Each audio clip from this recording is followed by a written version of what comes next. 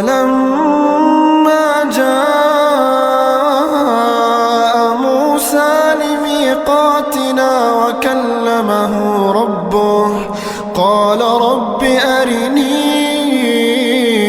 أنظر إليك قال لن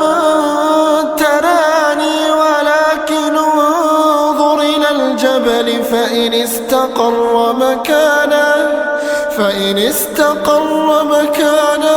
فسوف تراني فلما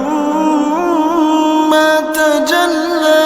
ربه للجبل جعله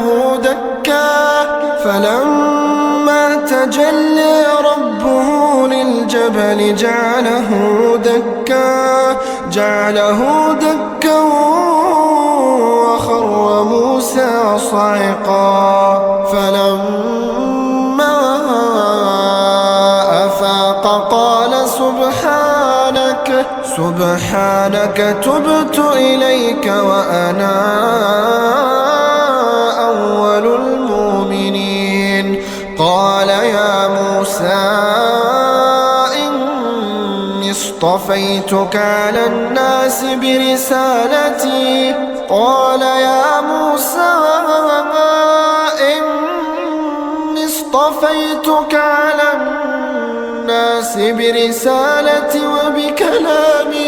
وبكلامي فخذ ما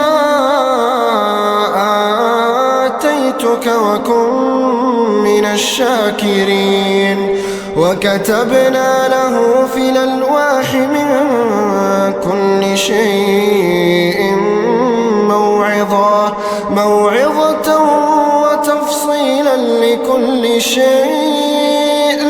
وتفصيلا لكل شيء فخذها بقوة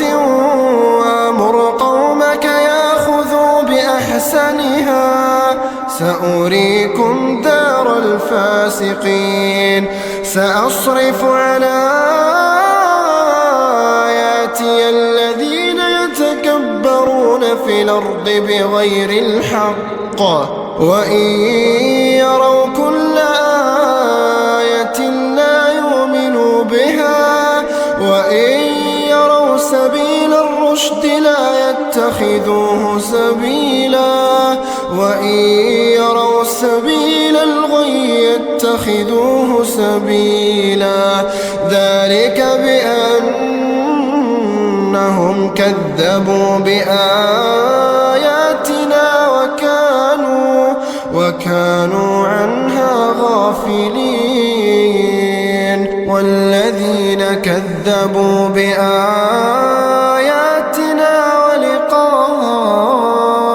الآخرة حبطت أعمالهم هل يجزون إلا ما كانوا يعملون واتخذ قوم موسى من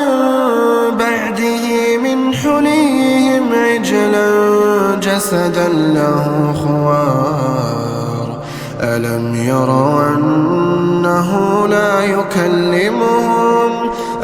يروا أنه لا يكلمهم ولا يهديهم سبيلا اتخذوه وكانوا ظالمين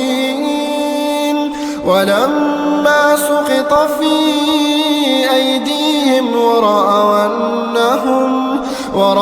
أنهم قد ضلوا قالوا لئن لم يرحمنا ربنا ويغفر لنا لنكونن من الخاسرين.